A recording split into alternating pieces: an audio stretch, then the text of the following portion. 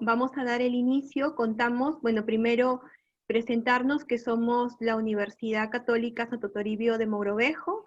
Es una universidad promovida y patrocinada por el Obispado de Chiclayo en el departamento de Lambayeque, al norte del Perú.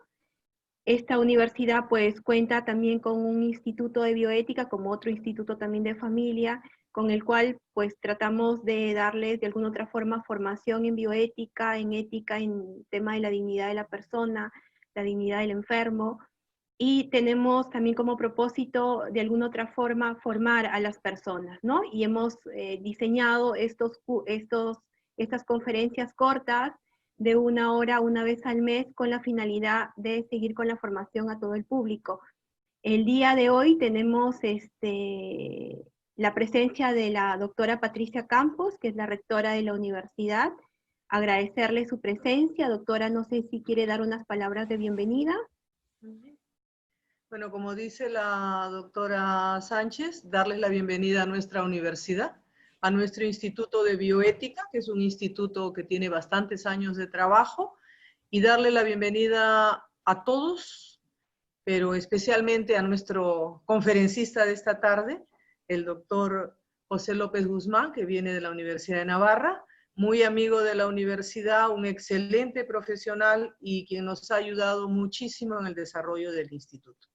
Pepe, muchas gracias por estar con nosotros y compartir con nosotros tus conocimientos como siempre. Sean ustedes bienvenidos. Gracias. Muchas gracias. Gracias, doctora Patricia. Bueno, también agradecemos al padre Sergio Castro, que es el capellán de la universidad y que nos está acompañando también el día de hoy. Muchas gracias, padre. También el padre nos ha ayudado desde el inicio con el instituto y nos sigue empujando, y bueno, las gracias públicas, creo que es las gracias totales del Instituto de Bioética, y no sé si nos quiere decir algunas palabras. Bueno, eres una bandida rosa porque me coges en primera, como dicen aquí. Disculpe. No, no te preocupes. Pepe, un gusto grande siempre. Tú sabes que la universidad es tu casa. Ojalá fuera tu primera, porque ya te traeríamos de una vez para acá. Al menos es tu segunda casa. Muchas gracias por lo que digas ahora. Yo creo que es una ocasión muy interesante para encontrar las cosas buenas que en esta situación difícil que estamos ahora todavía en el Perú atravesando, podemos encontrar cosas muy positivas, aparte de otras que pueden haber, ¿no? Animar a las personas que están escuchándote que sigan adelante en los temas de bioética, que es los temas que ahora plantea esta misma situación, ¿no? Agradecerte muy sinceramente y, bueno, como decimos, buen provecho a todos. Gracias, padre. Muchísimas gracias. Bueno, gracias. Bueno, agradecemos también, ahora voy a proceder a presentar al doctor López Guzmán, pero sí agradezco a todas las personas, sé que hay personas de Ecuador y de Colombia, de San Salvador, que también están en estos momentos conectados. Muchísimas gracias, y procedo a presentar al profesor José López Guzmán. El doctor López Guzmán es doctor en farmacia por la Universidad de Valencia, profesor titular del Departamento de Humanidades Biomédicas, ha sido director del Máster de Bioética y vicedecano de Investigación de la Facultad de Enfermería de la Universidad de Navarra, España, presidente de la Asociación Española de Farmacia, ocupa el cargo académico correspondiente de la Real Academia Nacional de Farmacia, es investigador en el área de ética de la industria farmacéutica y objeción de conciencia en los profesionales de salud, conferencista investigador, autor de múltiples investigaciones, pero sobre todo un gran amigo en bioética, comprometido con los temas que implican a la persona, la dignidad y sobre todo el poder seguir haciendo el bien a través de estos medios científicos también. Bueno, Pepe, muchísimas gracias y tienes todo el público a tu disposición. Gracias.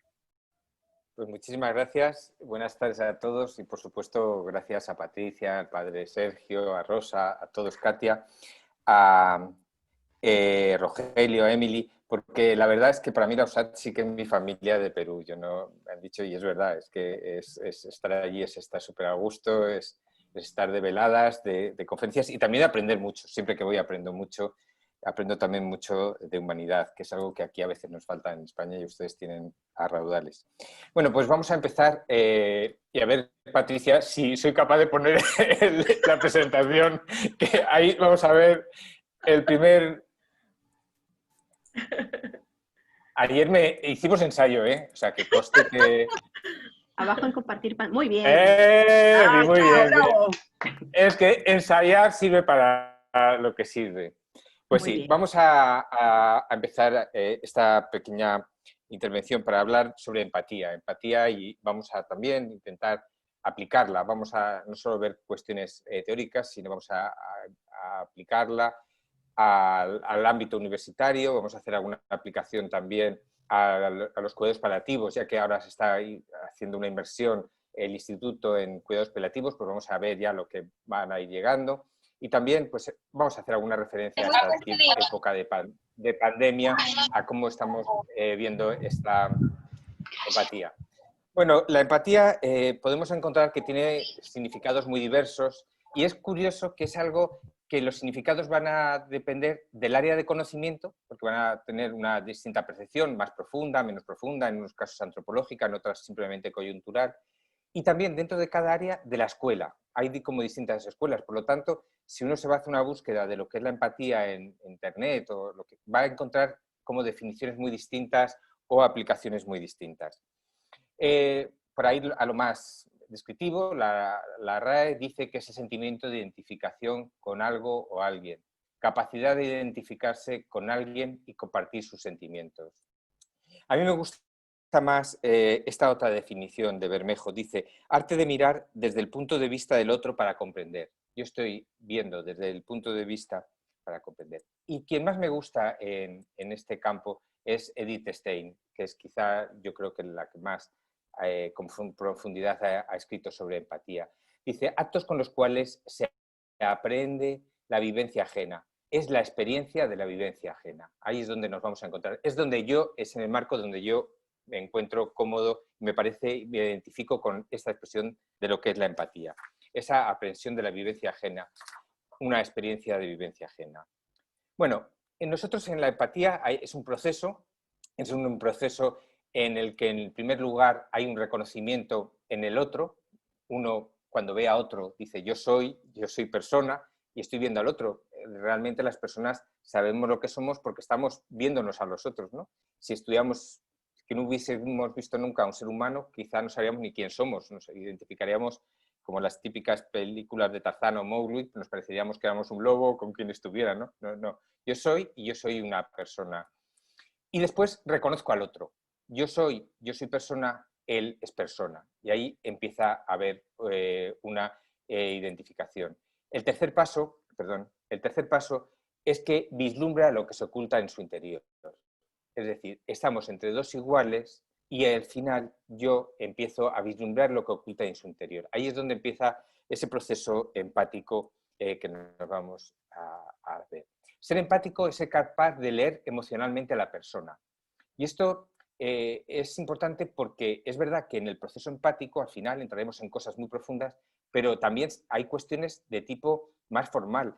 Vamos a ver un ejemplo. Por ejemplo, este señor de aquí parece bastante inexpresivo, quizá, o que no entendemos muy bien sus expresiones, ¿no? Parece, sí, hace una observación inoportuna, estamos hablando con él y hace una observación inoportuna, nosotros lo vamos a ver y lo vamos a ver en teoría igual, no sea, pero si hace esa observación, yo no sé si ahí se ve la imagen, que aquí está rojo, ¿lo ven? Está rojo. Bueno, pues entonces nosotros ya, él aprecia que él reconoce su observación inoportuna y que se avergüenza de haberla hecho. Parece que es lo mismo, pero nosotros ya estamos observando algo en esa persona. Esto, ¿verdad, Patricia? En el ámbito médico se ve muchísimo. Tú estás viendo un paciente que parece que nada, pero estás mirando su mirada de inquietud o que se ha puesto un poquito rojo o que cualquier cosa, y ya está de alguna forma mostrando algo de su interior. O sea, que muchas veces no hace falta estar hablando tanto, o no solo ese proceso viene a través de las apreciaciones orales, sino también hay manifestaciones que nos van a ayudar a encontrar esta situación. Bueno, pues en este proceso que hemos estado viendo anteriormente, en los actos de empatía se amplía el autoconocimiento de cada uno de nosotros, la autovaloración y la autocomprensión de la persona, pues el otro entrega una nueva visión al yo, ampliando la construcción de su identidad. Y esto es algo que me parece muy bonito. En el momento que alguien va conociendo al otro y se va también les sirve para conocerse a uno mismo, que eso es algo que a veces nos olvidamos, ¿no? Todos aprendemos de estar relacionándonos con los demás.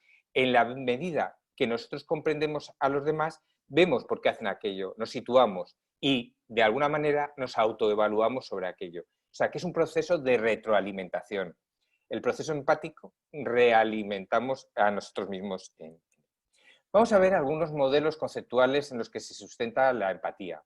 Normalmente se suele decir que son 4, que es la imitación, la asociación, la analogía y la aprehensión. ¿Qué es la imitación? Pues la imitación, la vivencia ajena, no es como propia, no se percibe como propia, aunque pueda suscitar un determinado sentimiento del receptor.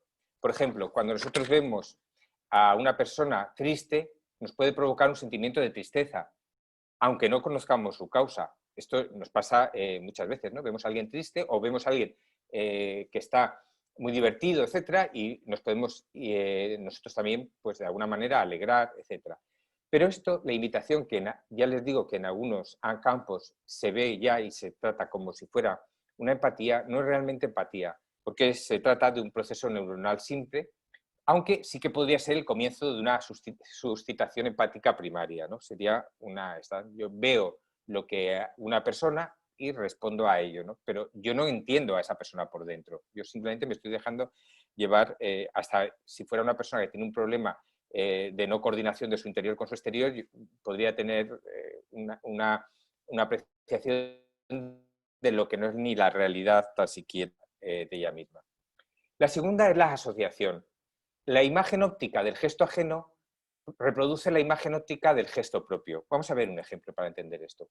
Por ejemplo, aquí tenemos a 3 compañeros del trabajo que están difamando a este pobre que ya se le ve que está aquí, que sabiendo de qué va el asunto, ¿no? Que le están diciendo algo por ahí detrás. Bueno, pues esta persona que hay aquí puede estar evidenciando y recordando el dolor de ser difamado, pero el asociar lo que le está pasando al otro con lo que me está pasando a mí es algo bueno, pero a lo mejor no estoy sintiendo realmente lo que él está sintiendo dentro. Esa persona puede estar difamada y a él le está dando igual que sea difamada, porque lo tiene claro. En cambio, ella, cuando se le difamó, pues sufrió muchísimo o lo que sea. Es decir, es una asociación de lo que hay. También esto no es realmente una empatía, se trata de una observación de nuestra propia existencia. Si nosotros vemos al final, lo que estamos haciendo es aplicar aquello con nuestra propia existencia. La tercera es la analogía. La analogía es quizá la definición o el modelo que más impera en todos los sitios. Yo estoy seguro que si ahora introducen la palabra empatía en Google, enseguida sale póngase en los zapatos del otro, etcétera, que eso es la empatía, es la analogía. Percibir y sentir como el otro hace perder nuestro propio percibir y sentir. O sea, es malo porque el llegar a percibir lo mismo que la otra persona realmente pone en riesgo mi individualidad y objetividad. En el fondo también eso quizá tampoco sea la gran ayuda. Y ya les digo que esto es el gran modelo que normalmente más impera en nuestra sociedad. Aquí pongo el ejemplo, ¿no?, de lo que puede llegar esto, ¿no? El síndrome de Estocolmo, Patricia Hess, que te metes tanto en la otra persona, sientes tanto lo que está sintiendo la otra persona que acabas identificándote, además, irracionalmente con la otra persona y saliendo de lo que es tu propio ser. El cuarto modelo, que ya les digo que es el que yo pues me parece más aceptable, es el que nos proponía Stein. Se identifica con la experiencia de la conciencia ajena, sin hacer juicio de ella o sin afirmar o negar. Es decir, yo voy a intentar hacer una experiencia de la conciencia ajena, voy a ver cuál sería esa expresión de su conciencia, pero no voy a hacer juicio de ella, no voy a afirmar o negar, para yo de verdad encontrarme en una situación ahí de lo más objetiva posible. Vamos a aplicar, como les decía, estos 4 modelos a distintos casos. Primero, vamos a hacerlo al ámbito universitario. Ya que estamos en una universidad, vamos a ver lo que puede pasar. Por ejemplo, ¿a quién no le han hecho unas correcciones duras en su trabajo de tesis? Bueno, hayan sido o no hayan sido duras, en un momento determinado siempre hemos pensado que algo es durísimo, sobre todo cuando nos ha costado mucho, ¿no? Pensemos que, por ejemplo, este chico que tenemos aquí sale y sale con una mala cara de que le han habido unas correcciones duras y su compañera pues está ahí al lado y de alguna forma puede haber un sentido empático de lo que está pasando. Bueno, si imita, si nosotros vamos al modelo de imitación, ¿qué sería? Pues si él está enfadado, yo estoy enfadado.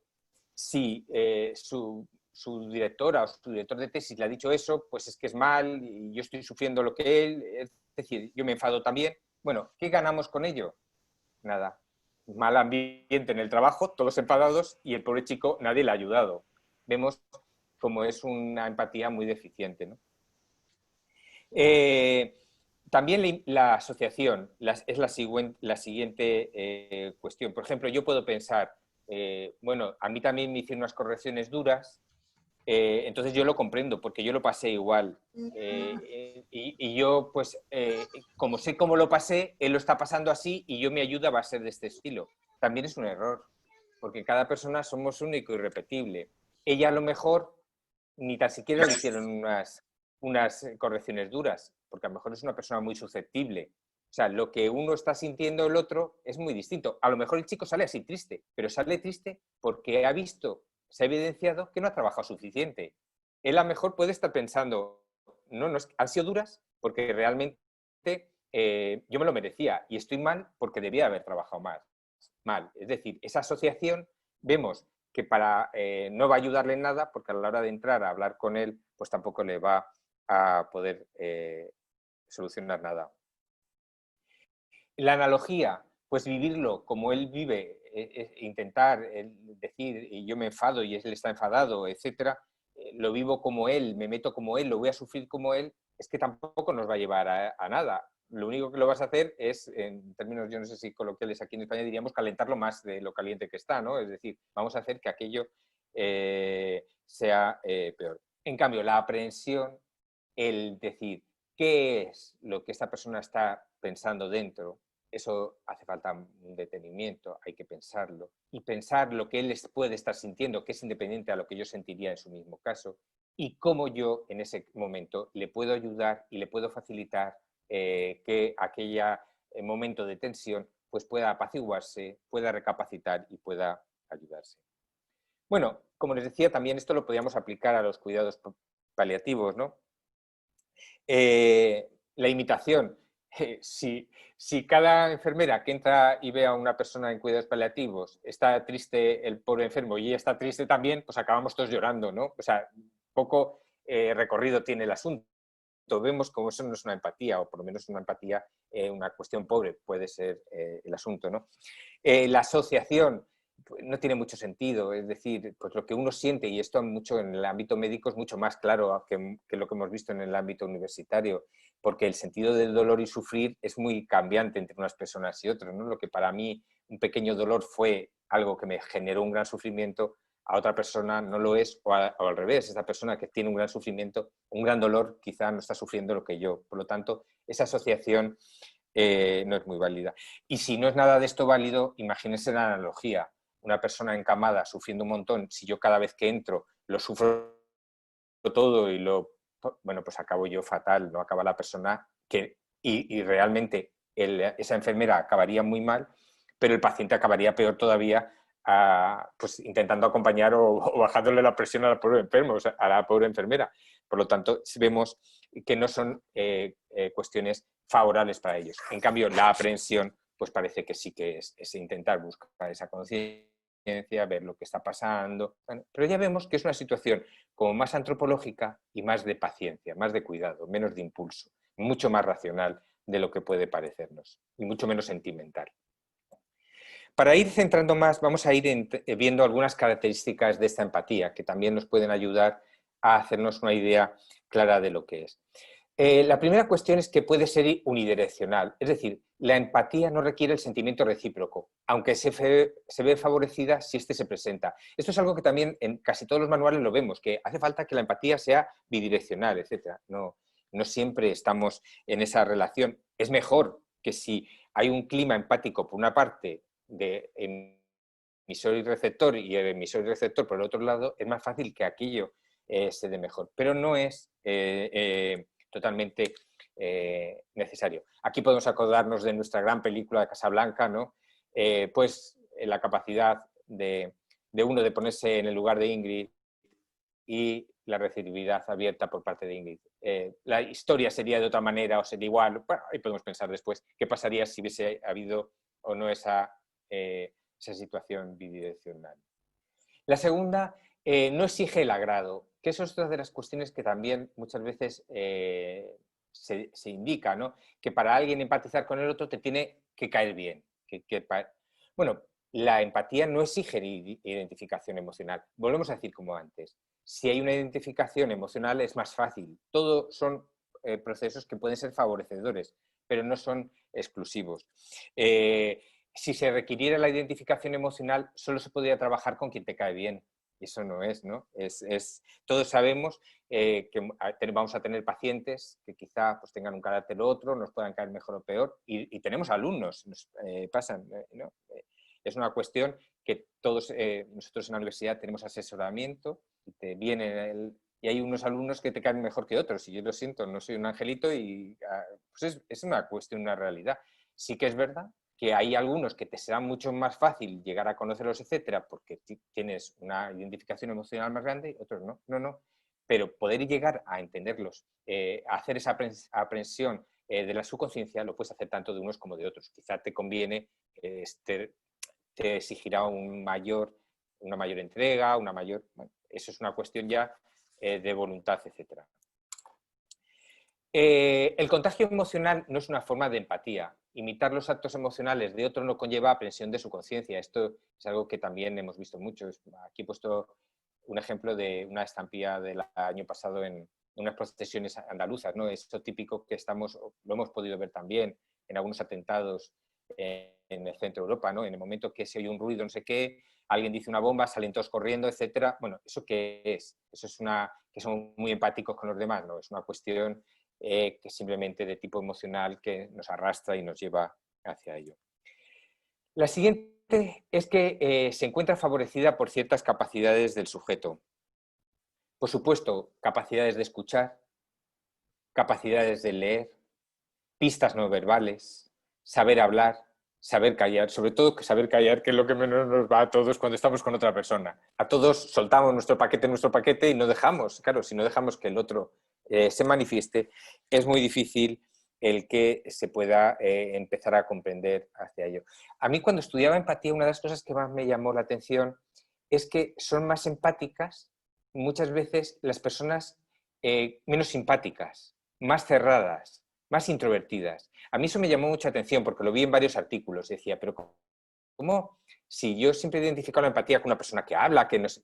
Sí, una persona que habla mucho o que es muy abierta o que puede ser muy simpática, puede llevar, pero puede no estar preocupada en conocer al otro o en dejarse conocer. Más bien, una persona a veces más introvertida o más callada es más reflexiva, está escuchando, está mirando más al otro y está poniéndose más en el lugar del otro. Por ello, también es una de las clichés que me cambió después de estudiar lo de la empatía. También volviendo a las películas, bueno, esto que voy a decir igual es una tontería, pero después, como lo he pensado muchas veces, me llegan. Yo no sé si ustedes han visto que las películas americanas siempre en la universidad acaban todo, ¿no? Con ¿cómo es? La reina de la fiesta, ¿no? La reina y el rey o el mister y la miss o no sé qué, que son los que van al baile final, son los más guapos, él es el rubí, ella es la rubia, siempre es una rubia, no sé cómo, despampanante, pero siempre en todas las películas después están solos y son unos fracasados. Bueno, es una tontería, pero siempre, casi todas las películas americanas acaban viendo que esas personas que han sido el centro, después son, pues bueno, a lo mejor muchas veces lo he reflexionado, ya sé que eso son películas y que son, pero esas personas que han sido el centro de todo han sido, realmente han tenido que esforzarse poco en conocer a los demás, porque todo el mundo los quería conocer a ellos. Es decir, y ahí va un poquito si nos puede servir como ejemplo de todo este tipo, ¿no? Esas personas que parece que lo tienen todo, que tienen toda esa capacidad de relaciones públicas, de todo, pero en el fondo ellos mismos se están aislando en lo que es realmente lo más importante de las personas, ¿no?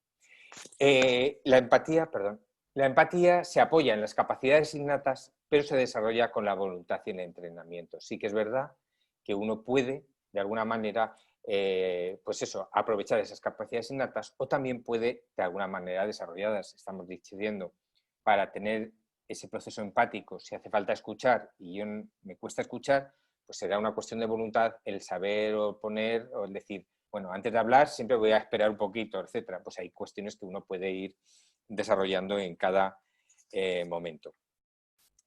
Bueno, otra de las características es que no exige estar de acuerdo con el otro. Esto es también algo que suele muchas veces confundir, ¿no? Parece que cuando se habla de empatía parece que somos que todo el mundo estamos de acuerdo, que entendemos a todos.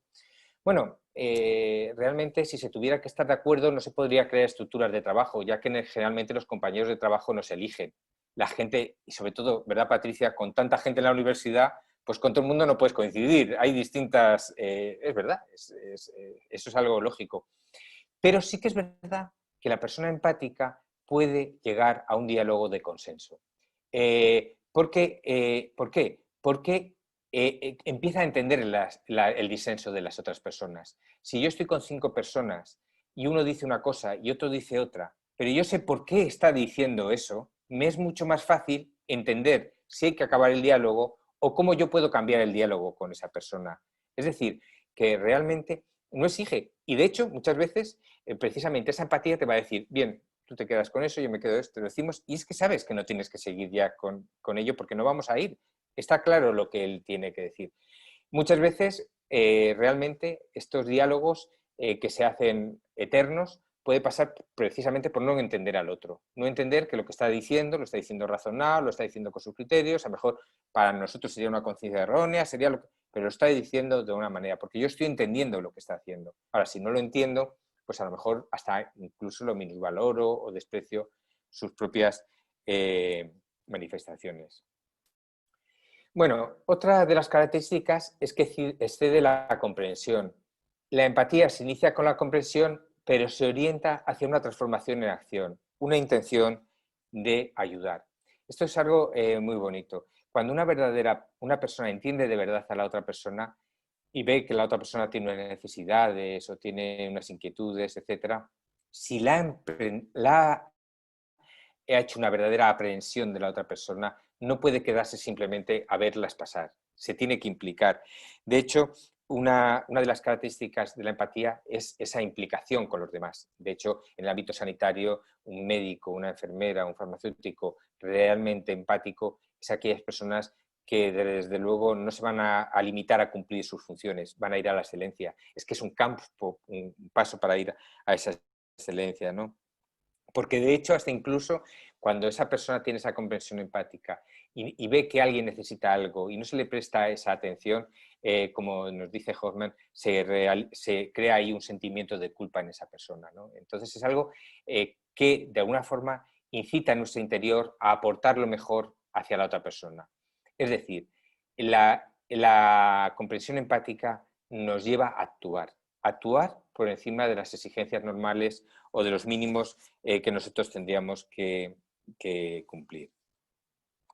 La séptima característica, que se encuentra favorecida por el conocimiento del antes y el después. Realmente, si yo conozco o tengo datos de esa persona antes, pues me es mucho más fácil ver qué es lo que puede suceder o qué es lo que puede venir, porque todos tenemos una historia en la que nos manifestamos, ¿no? Entonces, yo hay a veces que cuando ves en la televisión también alguien que dice, es que a esta persona le va a pasar tal o va... Bueno, claro, si es que lo estamos viendo todos que le va a pasar, ¿no? Es que si tú lo estás viendo, no es que seas un adivino que tenga la bola... Bueno, si no lo vieras eso es que serías tonto, ¿no? Porque ya lo estamos viendo. Bueno, pues esto nos pasa, ¿no? El tener una percepción de aquella persona, por lo tanto, si yo quiero ayudar a alguien, si yo realmente tengo una relación, como puede ser una relación sanitaria, y cuanto más datos tenga de mi paciente, pues muchísimo mejor será, porque entenderé muchísimo más fácilmente lo que me está diciendo que si tengo poquitos datos. Esto nos lleva a algo importante ahora, a esa rehumanización de la sanidad que tenemos ahora. Yo creo que el volver a tener esa tranquilidad con nuestros pacientes, a mirarlos a los ojos, bueno, quizá Rosa nos decía antes lo bueno que ha tenido toda la informática, a veces también cuando uno va al médico pues no sé, antes parece que no, escribiendo te miraban mucho más a la cara, ¿no? Que en este momento hay veces que esa relación te están preguntando cosas y no sabes si está jugando los barquitos detrás o haciendo un solitario o te está realmente llenando tus datos, ¿no? Bueno, pues esa es la cuestión, cuanto esa relación es muy necesaria para ello, ¿no? Saber, por ejemplo, pues en un caso de risa, qué sentimientos suscita esa risa, etcétera, pues nos va a ayudar a aprender a esa persona, ¿no? Yo les diría, por ejemplo, y esto pasa mucho con los profesores de adolescentes, ¿no? Un adolescente cuando está nervioso se pone a reír tontamente, es muy fácilmente, y uno sabe que eso puede ser un tic, es un tic simplemente. Entonces, yo me he encontrado con maestros poco empáticos que castigan a ese niño, etcétera, pues a lo mejor por esa risa, que es una risa tonta, que todo, pues uno sabe, ya sabe, hombre, que no tiene que dejar y ser humillante ni de nada, pero hay que poner un entorno para que aquello... Bueno. Entonces, esas risas, esos sentimientos, esas manifestaciones, uno también las puede encuadrar por edad, pues conocer a esa persona, etcétera. La octava es que no se reduce a cuestiones emocionales o superficiales. Esto un poquito lo hemos visto antes también con lo de Sevilla, ¿no? No se debe confundir con el buen rollo, la facilidad para comunicación, la amabilidad, el feeling, etc. Hay mucha costumbre de identificar la empatía con el buen rollito, el que seamos muy amigos, el que seamos muy colegueo. No, es que tú puedes estar saliendo a tomarte los piscos constantemente con alguien y tomarte 1, 2 y 3 y pasarlo muy bien, pero no ser nada empático, no conocer al otro tenemos un fin que en un momento de nuestra vida pues nos satisface aquello. Esto he puesto el ejemplo aquí también, nos pasa con el fútbol, etcétera.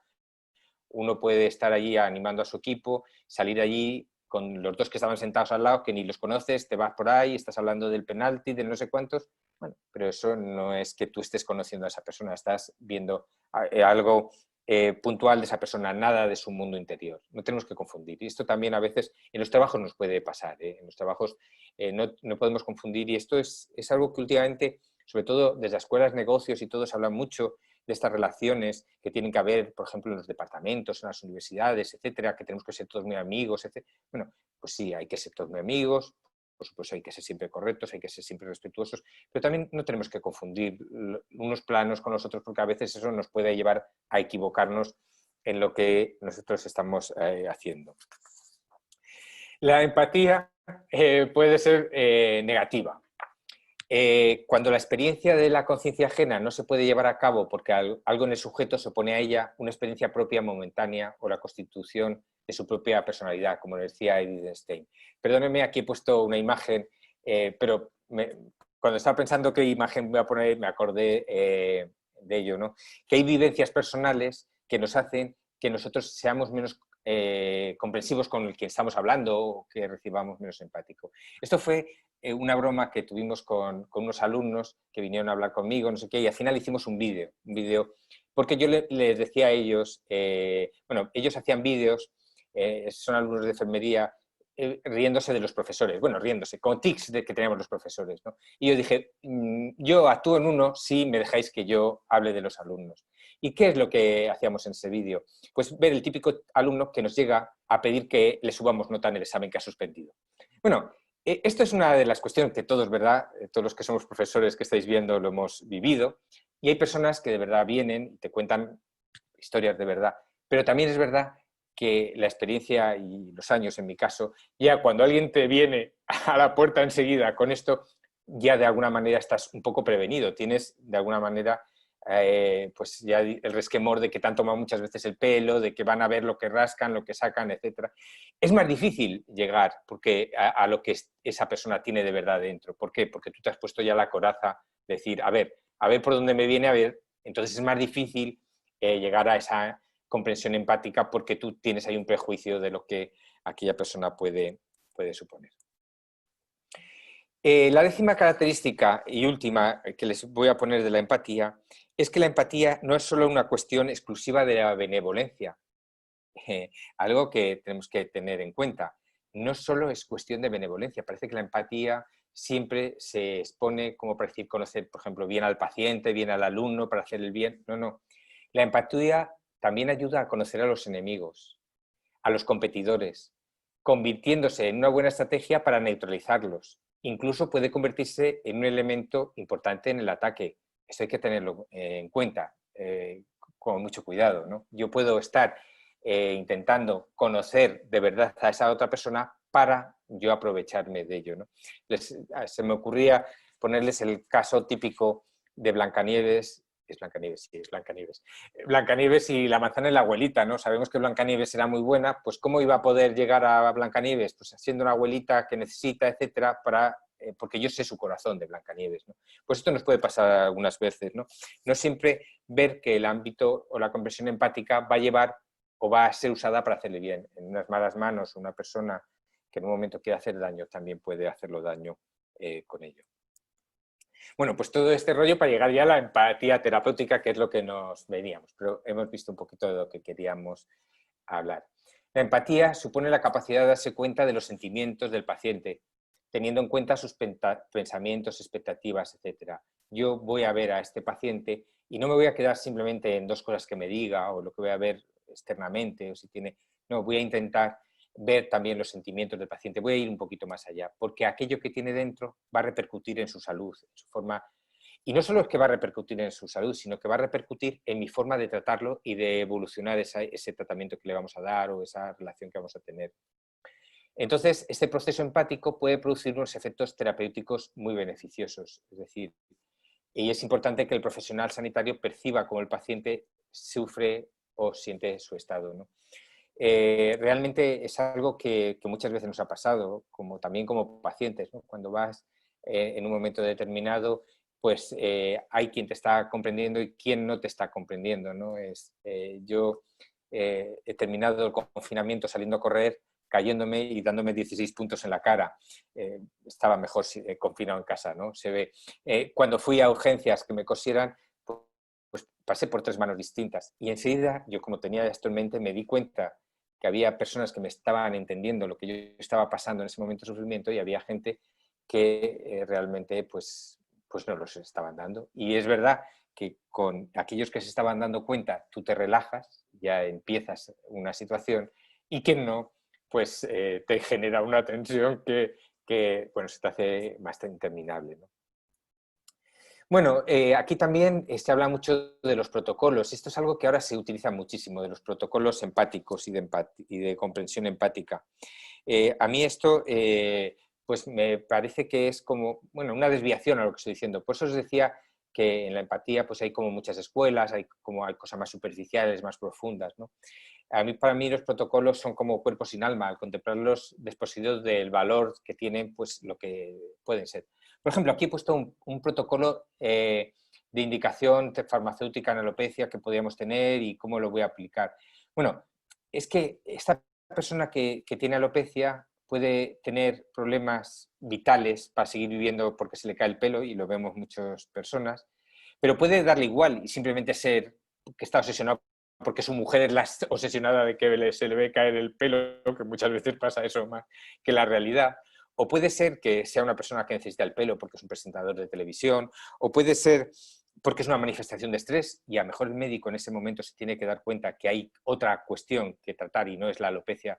Bueno, pues esto es lo que puede pasar en un protocolo normal. Pues los protocolos que se dan de comprensión empática, les pasa esto, son como cuerpos sin alma. Si yo me limito a unas cuestiones más o menos externas, más o menos un poco pues, cosméticas de lo que estamos pasando ese sujeto, no estoy entrando en su realidad. Probablemente le pueda ayudar mucho menos de lo que podría hacerle de la otra manera, ¿no? Bueno, esta empatía terapéutica con el paciente, altos niveles de empatía se relacionan con mayor fuerza de los pacientes para expresar sus síntomas. Si el paciente se siente entendido, es más fácil que exprese sus síntomas y preocupaciones, con lo que no solo se obtiene una mayor anamnesis y precisión diagnóstica, sino una mayor participación del paciente, educación en salud y mejor calidad de vida del paciente y reducción del estrés. Por lo tanto, es algo muy beneficioso y esto lo vemos completamente, ¿no? Con otros agentes sanitarios, la relación con los miembros del equipo puede ser profesional y educada o puede ir más allá, intentando crear un clima de confianza y crecimiento cuando hay una aprensión del compañero. Esto es importantísimo también. En esta empatía para el paciente, para nuestro alumno, el ver que hay un marco en el que hay una comprensión entre las personas que están allí, genera estabilidad. Genera estabilidad también en el marco administrativo, etc. Por lo tanto, es muy importante esa empatía entre todos los sujetos que hay allí. Como les decía, me apetecía hacer una pequeña reflexión sobre lo que podría ser, y cada uno, esto es simplemente una cuestión personal, y lo hice el otro día así, que cada uno podemos tener distintas apreciaciones. Yo, de todas maneras, les decía antes en la entrada, antes de empezar, que yo con esto de la pandemia me estoy enterando bastante poco, porque ni tan siquiera en lo que es el propio virus, lo que era, lo que es, lo que parece que va a ser, pero tampoco en la forma de responder a las personas. Estoy viendo cosas tan raras. Parece que es verdad que en el confinamiento hubo un ambiente empático, que podríamos decir, de visión de los demás, etcétera. Yo no sé en Perú, pero nosotros en España a las 8 se salía a todos los balcones a aplaudir a los sanitarios que estaban cuidando a los pacientes. Pero ¿qué pasa? Que después, esto también fue bastante habitual, que cuando esos sanitarios llegaban a sus viviendas, se encontraban cartelitos de ese tipo, diciendo que por favor se fueran a dormir a otro sitio, no fueran a contagiar a la gente que había en la propia casa. Dices, bueno, ¿y dónde está esa empatía? O hay miedo, y bueno, y el miedo sabemos que nubila la razón. Pero también hay sentimientos maduros basados en una antropología o sentimentalismo. Yo aquí tengo mis dudas. Yo creo que ha habido mucha razón nubilada por el miedo, que es algo normal, por las preocupaciones, pero ha habido mucho sentimentalismo, muy pocos sentimientos de verdad arraigado, porque hay ciertas cosas que no. Porque vas viendo cosas muy a favor y cosas muy en la otra parte, que a veces no coinciden. Ya digo que esto no se puede generalizar porque cada persona es única, es irrepetible, pero digo como cuestiones generales, ¿no? Por ejemplo, ver lo que está pasando y que la clase política creo que está dando poco sensación de sensatez, están todavía detrás de sus votos más que por hacer el bien a la población. Creo que estamos pasando algo en el que se nos ha privado de libertades individuales, de todo. Lo mínimo podría ser ahora, vamos a ponernos de acuerdo, vamos a lograr superar esto. No, vamos viendo otra vez lo mismo. Una clase de unos medios de comunicación que ocultan, que dicen, que meten carnaza para cuando lo que tienen que dar es sosiego e información y verdad a esta población que está en sus casas. Bueno, ¿dónde está esa empatía? ¿Dónde está eso? Bueno, no sé, me cuesta mucho. Cada uno, yo lo dejo esto aquí, simplemente es una duda, que cada uno después interprete esta situación, o podemos hablarlo después en el coloquio, ¿no? Y bueno, y sí que quería terminar con una frase que era del documento de Aparecida de 2007. Dice que los que más disfrutan de la vida son los que dejan la seguridad de la orilla y se apasionan en la misión de comunicar vida a los demás. Bueno, pues esto me parece que es importante, que para comunicar vida a los otros hay que conocerlos, saber lo que realmente necesitan. Yo creo que lo que os he querido transmitir es que vale la pena en esta vida hacer ese esfuerzo por conocer a los demás, porque conocer a los demás nos va a llevar a conocernos a nosotros mismos y además nos va a dar los medios para ayudarlos de verdad. Bueno, pues esto es lo que yo les quería contar esta tarde y ahora hablamos de lo que quieran. Preguntamos, hablamos, hacemos coloquio. Lo que la rectora diga, que para eso luego tenemos a alguien que manda mucho y mucho. Muchas gracias, Pepe, por tus palabras. Creo que han sido bastante alentadoras, bastante educativas también, ¿no? Una de las cosas que me llamó la atención es lo de la característica 10, por ejemplo, ¿no? No se me hubiera ocurrido que, bueno, hoy día uno podía aprender a conocer a sus enemigos, me parece muy buena idea. Patricia, tú no tienes enemigos, así es que no. Ahora, pues, si quieren hacerle preguntas al doctor, con todo gusto. Yo creo que, bueno, conociendo al doctor Pepe, creo que él preferiría que le hagan, como estamos en un tono de amigos, pues que levanten la manito y le damos la posibilidad de que pregunten a viva voz y que enciendan su cámara cuando pregunten, por favor. A ver. Aquí dejo esto. Así ya veo yo. Esto es.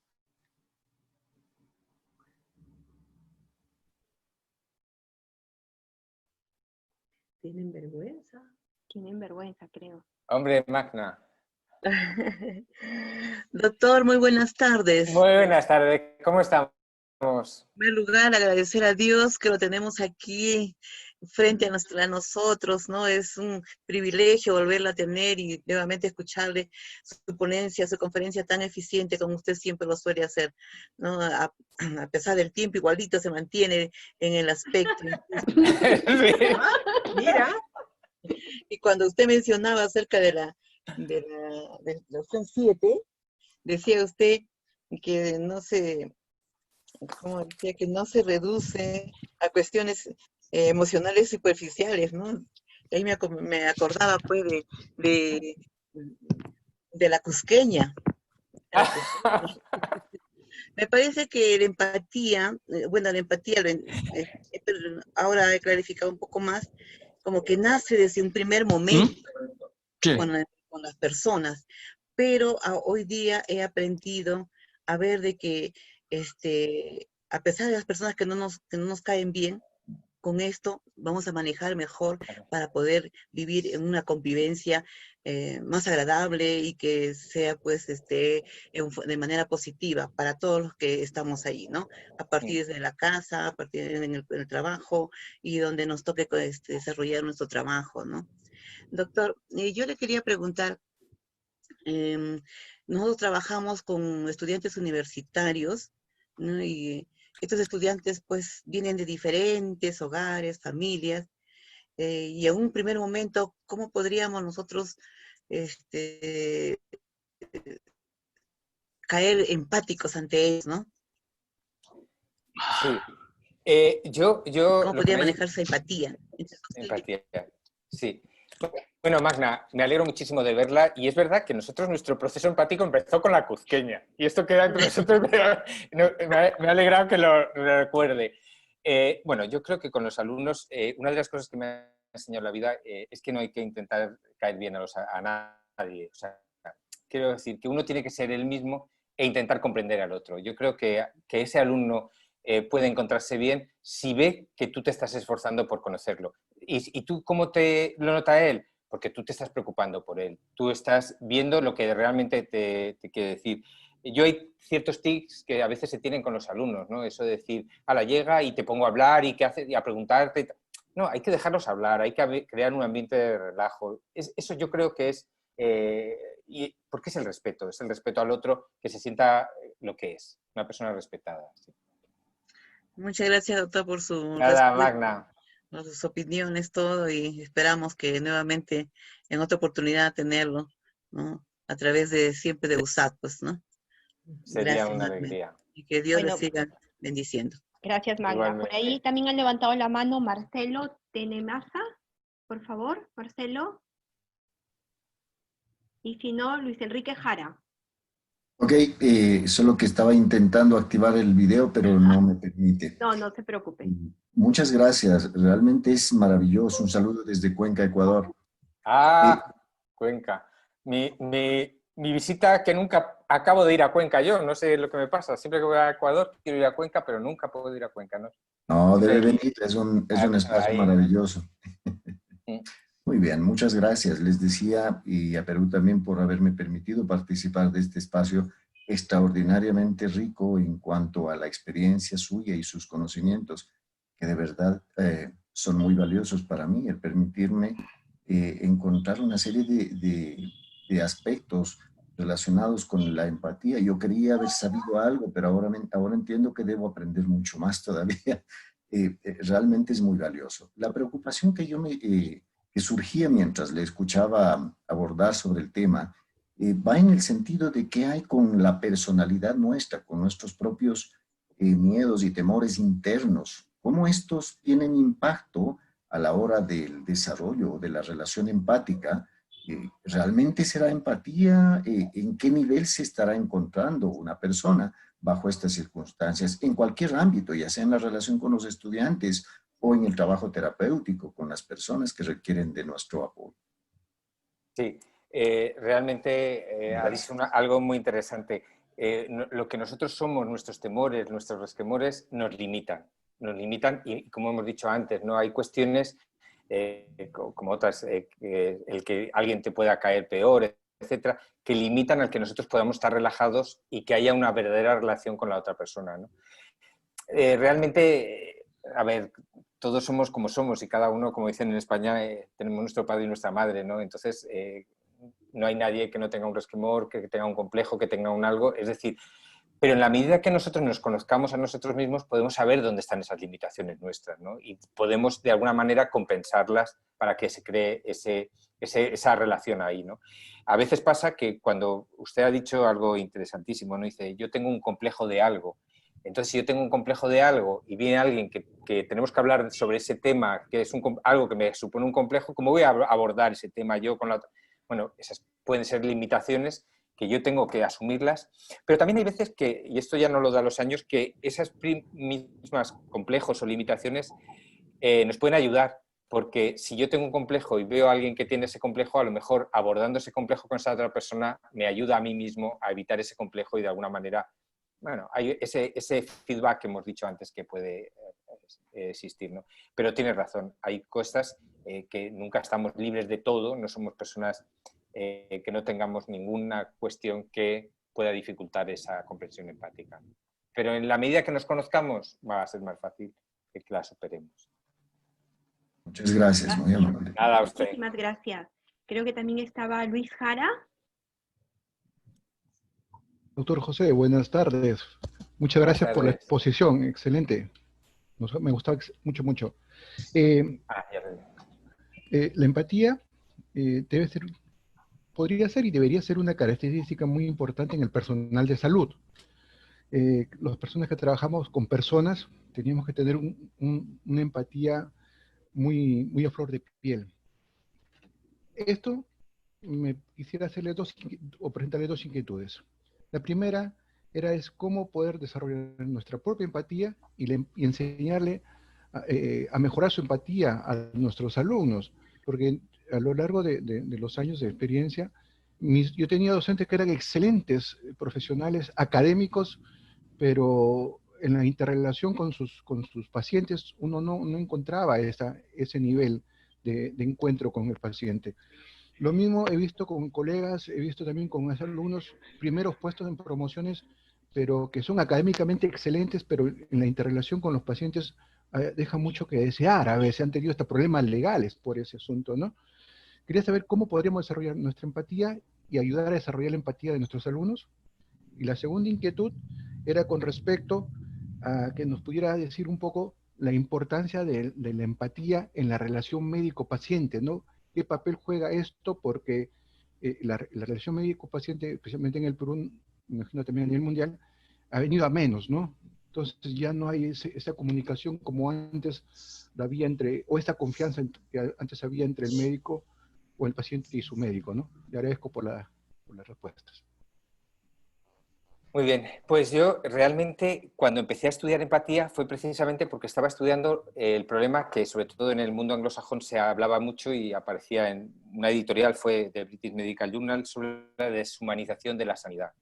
Empecé a entrar en la deshumanización y una de las causas que se aportaba y se hablaba mucho era de esta cuestión empática. Por lo tanto, esa relación empática se necesita entre pacientes y profesionales sanitarios y como usted bien ha dicho, quizá su no existencia puede conducir de alguna manera a esa deshumanización.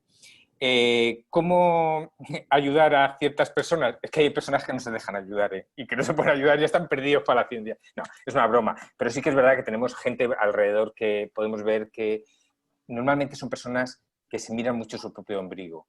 Si ustedes están ahora poniéndose algún ejemplo, van a ver para empatizar con los demás tienes que salir de ti mismo, de alguna manera.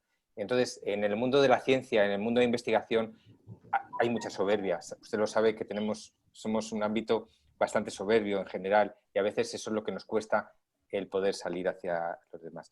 El camino para aprender más en empatía. Me pasó lo mismo que usted está diciendo ahora. Yo cuando, ya le digo, estaba estudiando humanización y me pareció empatía, yo tenía un concepto de empatía pues muy simplón, la verdad, es eso que yo les decía, una persona que cae bien, que hace no sé qué y la verdad pues hay que ponerse a estudiar un poquito.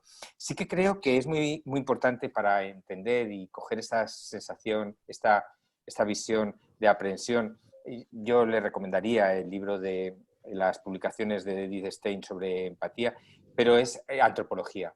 Yo creo que hay que empezar por la antropología para entender. Para entender hay que hacer una reflexión antropológica. Si uno no sabe qué es la persona, qué es el ser humano, es muy difícil que pueda comprender al otro ni que comprenderme yo mismo, ¿no? Ese sería el camino, un poco el de estudiar esas bases antropológicas y después meterse con alguna manual, alguna cuestión, algunas publicaciones sobre empatía. Yo ya le digo que a mí, por ejemplo, de las que más me han servido, pues es Bermejo, es más sencillito, o Stein en una dimensión más personalista, más profunda. Este sería lo que yo le puedo comentar. Perfecto. Creo que... Gracias, doctor. Muy amable. Gracias, Luis. El padre Sergio creo que quiere preguntar. Bueno, Pepe, me has dejado en bandeja la pregunta. Sí.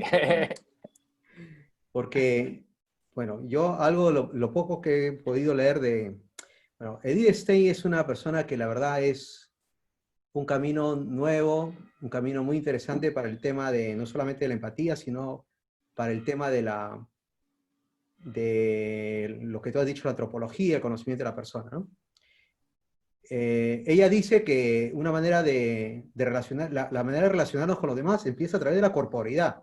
O sea, el conocimiento del propio cuerpo invita al conocimiento es el camino para el conocimiento del otro, de uno mismo y del otro, en fin de cuentas, ¿no? Es que es el medio de comunicación. A mí me gustaría que comentes la importancia, por lo tanto, que tiene. Si yo me comunico con otro a través del cuerpo, uno tiene que encontrar una buena relación con el cuerpo para poder empatizar, ¿no? Claro. Me gustaría ver si pudieras comentar eso, por favor.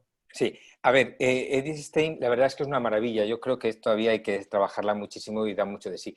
Para mí, yo tengo que reconocer, soy un farmacéutico, me costó bastante. O sea, quiero decir que también lo digo para que aquellos que se digan, pues voy mañana y me compro un libro o la publicación, pues es de verdad, son intensos y como dice el padre Sergio, tiene un trasfondo ahí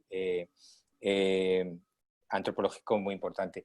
Miren, yo creo que sí, que lo del cuerpo es algo radical en este momento. Hemos pasado unas sociedades en las que el cuerpo ha sido despreciado o el espíritu ha sido despreciado o no. Es verdad, el cartesianismo de cuerpo y espíritu por separado ha sido... No, es que nosotros nos comprendemos a través de nosotros mismos, de nuestro cuerpo, y yo me conozco a mí a través del cuerpo del otro, que yo también lo estoy viendo, que es la parte, y a partir de ahí, como sabemos, Edith Stein es fenomenóloga, fenomenología, y ha entrado con los fenómenos y ha ido hacia adentro después de lo que ha sido, ¿no? Entonces, hace falta esa comprensión, pero de esa dimensión de que somos cuerpo y somos espíritu. Y yo creo que es ahí algo que es muy importante, como usted dice, empezar, y lo más material, lo que yo comprendo, es cuerpo, pero siempre ese cuerpo junto con el espíritu. No soy cuerpo y no soy espíritu, soy cuerpo y espíritu a la vez. Yo creo que es ahí. En este momento, por ejemplo, en España, y ahora con el COVID, hemos estado asistiendo al lamentable hecho de muchas personas mayores que han estado muriendo en residencias sin atenderlos hospitalariamente. Han cogido el COVID y no los han llevado al hospital ni tan siquiera cuando pasaban de ciertas edades. Pero lo peor de eso, y puede ser por cuestiones económicas, pueden ser cuestiones de lo que quieran, pero lo peor ha sido llegar a oír a personas públicas, a políticos, decir que estas personas ya no tienen un valor. Sus cuerpos, es que no hay esa dimensión. Ya parece que son personas en los que solo se ve una parte de ellos, ¿no? Y un desprecio. Y yo creo que esa falta de esa antropología real, tranquila, de ir ahondando en lo que es cada uno, es lo que nos falta. Gracias. Creo hay una última pregunta de Rosa Bernabé. Por favor, Rosa. Bien, buenas tardes. Buenas tardes. Doctor José, qué gusto volverle a ver. Sí, qué alegría. Aquí todos conocidos, esto es una alegría, ahí tan lejos, sí. Me encanta poder escucharlo. Y es justamente un poco ya en su exposición, al referirse a la respuesta de las preguntas, ya lo ha ido diciendo, pero me gustaría enfatizar esta parte, ¿no? Que es el equilibrio de la persona y el concepto percibido de la persona que tenemos. O sea, no sé, a mí me parece que en la formación de los profesionales, en la cuestión de familias, ¿no?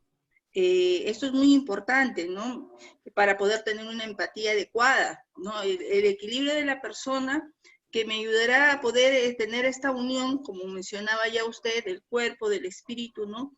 Y el concepto percibido de lo que es la persona, ¿no? O sea, como que dentro de la antropología que usted ya ha mencionado, como que el concepto no lo percibimos, ¿no? Y lo vemos como cuánto produce esa persona, Bueno. lo vemos como un producto, lo vemos como una cosa, lo vemos, y un poco también en otras clases que tenía, como usted también mencionaba, ¿no? La saturación que tienen ahora los médicos, las enfermeras con relación a los pacientes, ¿no? Entonces, ya como que ese sentido humano, ¿no? Y el concepto de persona, que no lo tengo bien percibido, consciente con uno mismo, entonces viene la otra parte, ¿no? ¿A quién dejo morir, no? ¿A quién le doy facilidad para que pueda entrar o no entrar a la sala de una reacción adecuada para que pueda respirar? Que también, ¿no? Un poco que mencionaba el 10º, ¿no? Aprender a conocer a los enemigos. A mí me parece que cuando una persona ya tiene un equilibrio, ¿no? Ya reconoce, ¿no? Reconoce quién es la persona que de repente tiene una necesidad, ¿no? De buscarte y que te quiere manipular, ¿no? O la persona que ya encontró el equilibrio de persona, o el concepto de persona, que nos haría mucha falta poder, de repente tener una charla sobre eso, ¿no? Nos ayudaría a poder tener una empatía adecuada. Pues sí, ¿no? yo estoy de acuerdo. Y últimamente una de las cosas que más vueltas le doy a la cabeza es el concepto de dignidad, que es algo que parecía que teníamos tan superado. O sea, toda nuestra legislación, la Declaración de Derechos Humanos, estamos hablando de dignidad, constantemente dignidad. Pero claro, dignidad es para todos y de todos. Está ahí adherido. Pero yo me doy cuenta que no. Parece que estas personas mayores no tenían la igual de dignidad que los otros para atenderlos o para no ser atendidos. Pero es que un niño en el seno de su madre, cuando se quiere abortar, tampoco parece que tenga esa dignidad. Ni cuando una persona quiere morir y se le quiere... En España estamos ahora con la eutanasia. Y dices, bueno, se está diciendo en todos los sitios que la base de todo nuestro ordenamiento jurídico es simplemente esa dignidad, y parece que hemos cogido esa universalidad, ese concepto de dignidad, de que todo el mundo lo tiene, sea del color que sea, la altura que tenga, sea como sea, y de pronto empiezo a ver como hay ciertos sectores de la sociedad que se discriminan. Hay algo que no está funcionando ahí. Claro, entonces, ¿cómo después eso lo voy a aplicar? Ese concepto de persona, etcétera. Hay algo que está fallando ahí, en esa base. Sí. Estoy de acuerdo. Muchísimas gracias. Gracias, Rosa. Muchísimas gracias.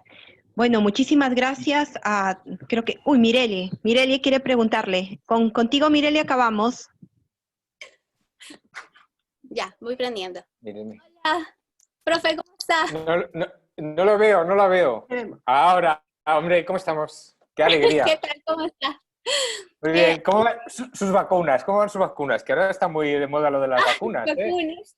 Sus Cada vez salen más cosas. Sí, no, bien complicado. Y encima con el trabajo, más complicado todavía. Sí, solamente era como un comentario, ¿no? O sea, porque cuando yo escucho en las noticias o en las redes, o se ve en las redes sociales, el tema de empatía es como algo más, o sea, más hueco, o sea, no se ve como si fuera realmente así como un valor cristiano, o sea, relacionado a la caridad, sino se ve como si fuera que te tiene que dar pena a la otra persona y no necesariamente que te involucres, ¿no? En esto. Pero, por ejemplo, es difícil, por ejemplo, en mi caso, todo el tema de la empatía, porque es más difícil la relación, no es tan cercana la relación de lo que hago con los pacientes, por ejemplo, porque yo solamente recibo los eventos adversos y a veces hago las llamadas de seguimiento, pero no es como que tan cercana esa relación. Entonces, en ese caso, cómo se puede aplicar, o sea, aparte de solamente estar aplicando esto con los compañeros, ¿no? O sea, con los colegas y todo. Claro. Cada uno tiene que aplicar esto donde puede, ¿no? Pero también no solo con los colegas, con su familia, con sus amigas, con sus amigos. Es decir, el comprender al otro y poderlo ayudar, yo creo que en la vida hay pocas cosas que nos hagan más feliz que poder ayudar a los demás. Entonces, yo creo que esto puede ser una herramienta, o sea, es decir, lo hemos marcado aquí profesionalmente, estamos dentro de un marco de un máster en el que el ámbito sanitario pinta mucho y lo estamos poniendo esos ejemplos, pero en el fondo lo que a cada uno de nosotros nos interesa es hacer feliz a toda la gente que tenemos alrededor, no solo en nuestro trabajo hacerlo bien, sino ser buenos padres de familia, ser buenos amigos o ser buenos colegas, ¿no? Entonces, eso lo tenemos que aplicar en todo. De hecho, si no lo aplicamos, esa empatía en todos los ámbitos, algo está fallando en nosotros.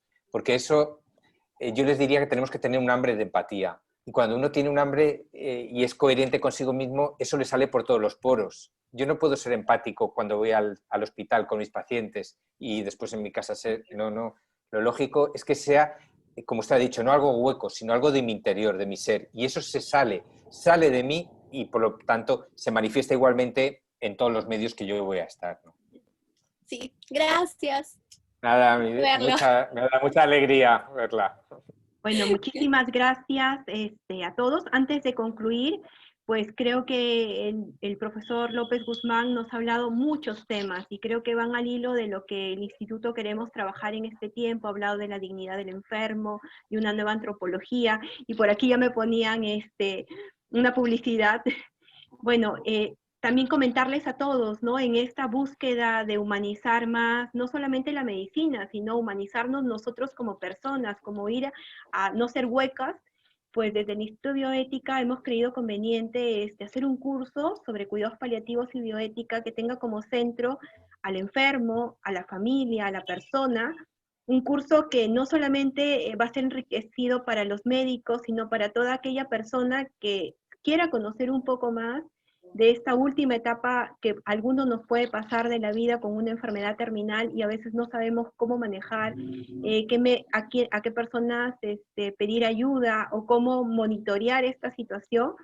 Viendo esta necesidad también a través de la pandemia, hemos creído conveniente lanzar este diplomado de cuidados paliativos, invitarlos a todos, ¿no? Porque desde el instituto, el doctor Pepe López pues, va a ser uno de los profesores que vamos a tener también, pero es una lista innumerable. Y luego también pues tenemos en funcionamiento para el mes de septiembre la maestría de bioética, la nueva versión de la maestría.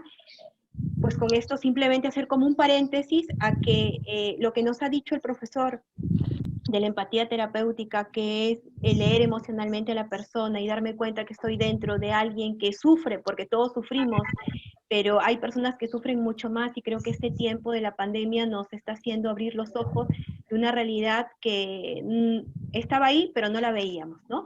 Entonces es importante caer en la cuenta de que necesitamos humanizar no solamente la medicina, sino humanizarnos nosotros como personas, las profesiones, y en este caso, caer en cuenta que el enfermo, esa persona que sufre, es valioso y nos enseña no solamente a los de ciencias de la salud, sino a todos, a los de cualquier profesión.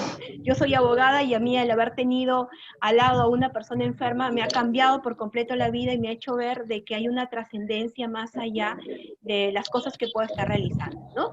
Entonces, pues con esto yo le agradezco al profesor López Guzmán, no sé si está la doctora Patricia para que pueda cerrar por completo esta conferencia. Okay. Doctora, las palabras. Bueno, para agradecer a todas y cada una de las personas que nos han acompañado en esta tarde, como dice la doctora Rosa, creo que siempre que Pepe nos da alguna conferencia, siempre aprendemos algo, y yo creo que eso es algo que te tenemos que agradecer sinceramente. Agradezco a las personas que nos han acompañado, ojalá nos puedan seguir acompañando en el resto de conferencias que hemos programado, en los cursos que tenemos. Somos prácticamente la única universidad a nivel nacional que tenemos un instituto de bioética bastante activo, y gracias a Dios tenemos muchos amigos en todo el mundo que nos acompañan y nos ayudan a seguir difundiendo esto que la universidad tiene como eje transversal, que es la ética y la bioética. Muchas gracias a todos en nombre de la universidad y muchas gracias al profesor López Guzmán por estar siempre a nuestro lado. Muchas gracias. Muchísimas gracias. Muchísimas gracias, doctora. Muchísimas gracias a todos los que nos han acompañado. Y, profesor, yo creo que unas palabras para finalizar todo y cerrar con broche de oro. Bueno, pues yo no, broches de oro nada, no, aquí no hay broches de oro. Yo lo único que sí que digo que muchísimas gracias. Me ha encantado estar, no por la conferencia que les he dado, sino por ver a tantas caras de gente que quiero mucho. Ahí ahora veo que aparece el padre José Antonio, van apareciendo, voy viendo distintas personas que de verdad que quiero mucho y que hoy el broche sería un abrazo muy fuerte para todos en la distancia, pero que estoy con todos ahí y que recen mucho por mí. Sí, sí, eso es simplemente. Muchas gracias. Y yo creo que si todos los participantes pueden encender sus cámaras y tomamos una foto para que quede para el recuerdo y nos ponen en cuadrícula, por favor, los que están monitoreando todo esto. Y así les pido que sonrían todos y, bueno, a ver si pueden encender sus cámaras. Veo por ahí muchas caritas conocidas. Muchísimas gracias a todos los que nos han acompañado de Ecuador, de San Salvador, de Colombia. Por ahí alguno de España que está siguiendo al doctor. Muchísimas gracias. Pues nada, ya está tomada la foto. Muchas gracias a todos. Ok, gracias. Bueno, chao, qué gusto de verte. Gracias. Buenas tardes. Hasta la próxima. Abrazos a la familia.